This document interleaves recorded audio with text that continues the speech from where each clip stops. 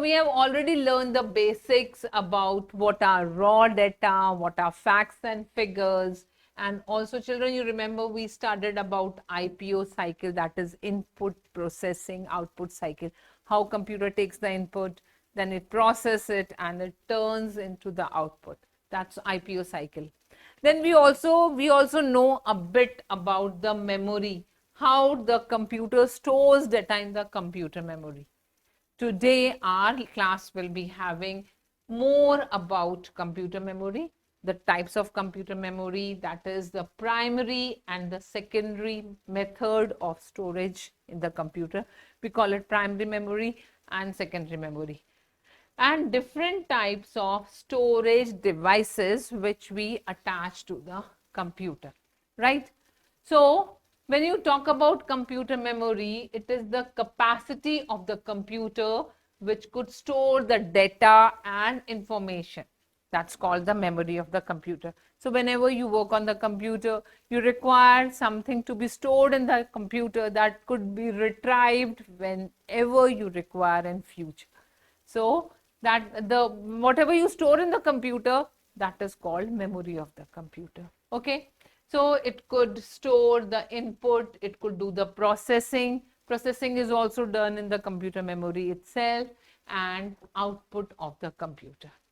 So children, computer has a very large memory which could store your text, pictures, games, even the audio and video files inside it.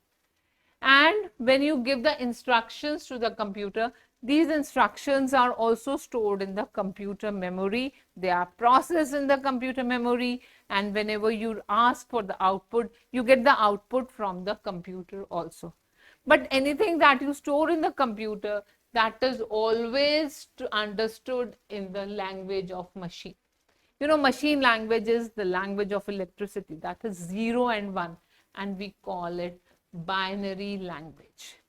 Now everything is stored in form of 0 and 1, and this 0 is called bit, binary digit. Okay, so 0 is binary digit, 1 is binary digit, and everything is stored in form of 0 and 1. So we say that we store data in computer in form of bits and bytes. Okay, so I'll give you a brief description about how these bits and bytes are termed. So 8 bits make a combination of 1 byte, and then 1024 bytes makes 1 kilobyte. Okay, like usually when you say 1 liter is 1000 grams, or 1 kg is 1 liter is 1000 milliliters, and 1 kg is 1000 grams. In the same way, 1024 bytes makes 1 kilobyte, and then 1000 kilobytes makes 1 megabyte, and then 1000 megabytes makes 1 GB, that is called gigabyte, and further 1024 GB makes 1 terabyte. We call terabyte. The hard disk which you have in your computer, it is in form of 1 TB, 2 TB, like that. And going ahead to it, we have 1000 TB, that is called 1 petabyte, that we call it PB, and 1024 PB makes 1 exabyte, we call it 1 EB, right? In the same way, moving further, we have 1024 EB, which makes 1 zettabyte, that is 1 ZB, and 1000, that's beyond your imagination. That all is stored not in the computer. In fact, it is all the memory of your clouds. Okay, so 1024 ZB makes 1 yettabyte. So don't start asking your parents to get the computer with this speed. This is all the memory of the cloud. Remember it, right? Now moving further, we are going to learn how this memory is classified. So you have understood what is memory. Storing capacity of the computer is memory in the simple words. And this memory is of 2 types. One is the primary memory, that is main memory of the computer, and that is the internal memory which exists inside the computer. And second is the secondary storage, that is the external memory of the computer. We'll be elaborating it further. So we first talk about the primary, pre-memory. Like I'll give you a real life example. Suppose you are listening to me. So where all the instructions which I am giving to you is going? Where is it going? In your brain. So your brain is the primary memory. For human being, brain is the primary memory. But can you keep on storing lot many data inside it? No, children. At stage you'll think, oh, now I cannot store anything. Now what to do? You need some secondary storage. You keep on making the notes. You keep on storing the data in the form of your Word files, in the form of documents. When your teacher teaches you on the board, you write down the notes so that you could open them later and you could read them later whenever you require them. Okay, so your primary memory is very limited. Remember this. And you require some secondary memory to store the information for future use. Got it? So this is what happens with computer as well. Computer has a limited primary memory, and with this limited memory, you cannot expect computer to remember each and everything. For that, you require some external memory that is called secondary memory. Okay, and now we classify primary memory as RAM. RAM is random access memory and ROM is read-only memory. Okay, and in the same way we have secondary memories like hard disk, we have CD, we have DVDs, we have even Blu-ray disc. That is, these are the secondary memories. And you know, the flash drives, your pen drives, they are also the example of secondary memories which could store your data and you can retrieve them later. So let's explore it further. We come to different types of primary memory. So as I told you, primary memory is the main memory of computer which could store the data and programs which are actually running in the computer. And it is of two types: ROM, that is read-only memory, and RAM, that is the random access memory. Okay, so coming to ROM, children, ROM is located on the motherboard. This is your motherboard, and on the motherboard you put this ROM. It is fixed, it is very limited, and it stores only very specific information about like whereabouts, what is the memory of the computer, what the hardware attached to the computer, who is the manufacturer of the computer. So all these information are stored in the computer memory, and which this is called non-volatile memory. That means the data and instructions which you store in ROM will never be deleted. They stay there permanently. Like suppose someone asks you, what's your name? You immediately say, I'm Anjana. So that means it promptly come. I don't have to think every time, where do you live? I live here. What's your phone number? My phone number is this. Okay, what's your father's name? What's your mother's name? Which school do you read? So these are certain information which are every time there promptly, whatever work you are doing, you have the answer for that. So that all is the read-only memory of your brain. Similarly, computer has a similar read-only memory. Now, read-only memory is further classified as PROM, EPROM, and EEPROM. So what is PROM? PROM stands for Programmable Read-Only Memory. That means this content of the memory can be modified by the programmer only one time, right? Your name remains same throughout. One time it is given, my name remains same. Yes, your class keeps changing. Maybe your school keeps changing. Maybe your class teacher keeps changing.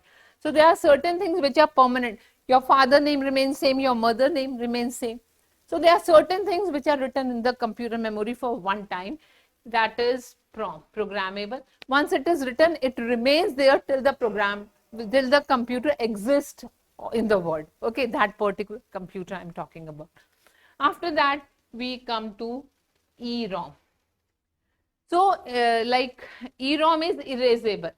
That means we can make changes. That is, yes, of course it is read-only memory, but sometimes some part of it could be rewritten, erased or rewritten.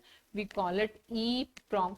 erasable and programmable. You can erase that part, you can change that part. Okay, and then we come at EEPROM. So EEPROM stands for, it cannot be erased very easily, but yes, by using some specific techniques, we say it is electrically erasable, programmable, read-only memory. Okay, so from here we can erase, we can change the data by using some electrical charges. Got it? So I believe the ROM is clear to you. Shall we move ahead? Now we come to more detail about ROM. So what is, RAM. What is RAM? RAM stands for Random Access Memory. So here, this data stored in RAM is always temporary. So you can sometimes write in it. This is RAM which is attached to the computer. Okay, so it has a slot on the motherboard where it is fixed. So basically RAM contains some information which like the data of the operating system. So whenever you start the computer, you require some initial intelligence, and that intelligence is provided from the RAM. So any software which you want to run on the computer, because computer is just a machine, computer cannot work without the softwares that you will be studying later in the classes, but until it requires some external intelligence, and that external intelligence is provided in form of operating system and some other inbuilt programs, so that all information is stored in the RAM part of the computer. So we say RAM is often called a volatile or temporary memory, because whatever information you store inside the RAM can be deleted. Okay, so it can be loose, we can remove it. So because I just give you the example, when you switch off the computer, your RAM is clear, but when you turn on the computer, it takes certain time to boot, to begin its work, because some instructions from the software are getting processed, and that all is coming in the RAM. And when the booting process is done, your computer is ready to work for you. So it is ready with certain instructions in the RAM, and now you can work on your computer. Understood? And children, RAM is of two types. One is static RAM and another is dynamic RAM. Got it? Now we come to second type of memory, that is secondary memory. Most of the time what happens, the RAM and ROM does not have that much capacity to store everything. I told you earlier as well. So this is the auxiliary external memory that stores the data permanently in the computer, which could be accessed whenever you require it in the future. Okay. So we do it because sometimes it happens, data should not be lost, it should be stored for the future purpose. That's why we require this secondary memory. So we have different storage devices. We'll talk about the different storage devices. That means these devices store your instructions, your programs, your softwares permanently. Whenever you want to transfer it from one computer to another, that could be done. And common types of storage devices are hard disk, you have CD, you have DVD, then flash drive, Blu-ray disc is there, then memory cards. Of course, they are another storage device which you attach to your computer. Okay, so remember, these storage devices keep the data permanently in the computer memory. Okay, so make sure what are the advantages of data storage devices. We could save the data permanently inside the computer. It can store large amount of data, and of course we can transfer one data from one computer to another if we store them in the secondary storage device. Right, now we'll discuss some of the secondary storage devices here. So first is, we are talking about hard disk. It has a very large storage capacity, and all the programs like Windows, MS Word logo, you talk about MS Paint, PowerPoint, anything you have, it is stored in the hard disk of the computer. So whenever you turn on the computer, it can be loaded and you can work on it. So basically, hard disk drives use magnetic recording. This is the hard disk. It is attached inside the computer. And they have magnetic recording which store the information.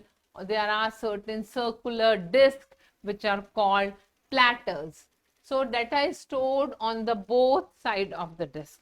And nowadays hard disk can store up to 320 GB to 5 TB of data. Such a large data can be stored inside it. Then we come to next storage device, that is compact disk. This is the compact disk. Every one of you have seen it. This is flat, round. It is portable storage device, very thin circular disk in fact, with it has a reflective metal coating. Okay, and CD can store up to 700 MB data. Okay, 700 megabytes of data can be stored in it. Okay, and we have different types of CD. One is CD-ROM, then CD-R stands for recordable, and then CD-RW. RW means reading and writing, both work could be done. Okay, so when you talk about CD-ROM, it is only read-only memory device. That means once you write something on it, you cannot delete it. Anything can be written only one time on it. Okay, because it is CD-ROM. Okay, and then we have CD-R. Here R stands for recordable disk. So once you could write the data on it, it cannot be erased. Remember, because it is only having a feature of reading. So once you write inside it, second time you cannot think of writing on it again. But yes, if you go for CD-RW, R is for reading, W is for writing. So here you can read and write, do both the things any number of times you require. Okay, hope you understood it. Then where's your thumbs up? Yay, good. Now we come to DVD. DVD stands for Digital Versatile Disc, and it is the optical storage device which is used to store the data, big data like movies, of high quality of audio and visual displays. So basically this DVD is very similar to CD in shape, but it has much larger storing capacity, and it can store up to 4.7 to 9.4 GB of data. And two-layer DVDs hold double the amount of data than your one-layer DVD. After that, we come to Blu-ray disc. So Blu-ray disc is another optical disc format which is designed to display high definition video and store large amount of data inside it. And this is a successor of DVD. So modified form of DVD is Blu-ray disc. Okay, and that means it of course has more capacity. It could store from 25 GB to 50 GB of your data in one of your Blu-ray disc, right? And now we come to flash drive, or we can say it is USB drive. So flash drive we also call it as pen drive. This is very common image which you normally see. You all have pen drives with you. You keep on storing your data and information on it, and it can store up to 2 TB of data. And normally it is more handy, easily, like it is very portable. You can handle it very easily. Okay, so it is very durable as well, children. So we call it highly durable device, so that we can keep the data for longer time, safe and sound. Okay, then we come at external hard disk drive. See, hard disk, we earlier learned what is hard disk. It is the primary storage area which is attached in the computer, and it keeps on storing the information which we normally require in the computer. But sometimes we want to keep the backup data, so we attach external hard disk drive. Okay, and then we come to a new technology that is called cloud storage. So children, cloud storage is the latest form of the storage, and the cloud services are provided throughout internet. So local storage disk, you are most of the time scared my data will not be safe, it may damage. So we believe in the cloud. We leave everything in the hands of God. So that's how your cloud storage works. So it cannot be destroyed. First thing, it can be extended. It is endless, unlimited. And internet basically works on the this storage of cloud storage. Okay, so you can store any amount of data inside the cloud storage. And then we come to memory card. So children, memory card is also called multimedia cards. And these cards are used to store the, it is a sort of portable device which could be attached to your mobile phones. You can attach them to your digital cameras or music players as well. So just put it, use it, the memory could be used, you can take it out, you can attach to another camera, you can attach it to another phone. So that is, more handy, easily portable, and could store and fulfill your small requirements of storing the data. Okay? And then your turn to do the questions. So here is the exercise for you. We believe now you could do it yourself, right? And please do it, complete the exercise and enjoy your learning. So before we say goodbye, once again, let's quickly recall what we have learned so far. First thing we learn is that computer can only understand machine language, and machine language is binary digit language, that is 0 and 1. Okay, and these digits are called bits, right? Then we come to primary memory. Primary memory is the main memory of the computer, and all the instructions when you give to the computer for the day-to-day functioning is stored in the primary memory. Then we have ROM, read-only memory. It could store the data which could only be read. So it has very limited space, and when you want the data to be stored permanently, we switch over to RAM, that is random access memory. Fine. And then you want some data to be stored for the future use, then ROM doesn't work, RAM doesn't work, we come to secondary memory, children. So secondary memory is the permanent storage device, and we have learned so many permanent storage devices. Could you name some of them? Yes, hard disk is there, CD is there, DVD is there, pen drive is there, and of course cloud is there. Good going, very nice. I'm very happy to see your answers. Wonderful learning. See you next time. Bye-bye.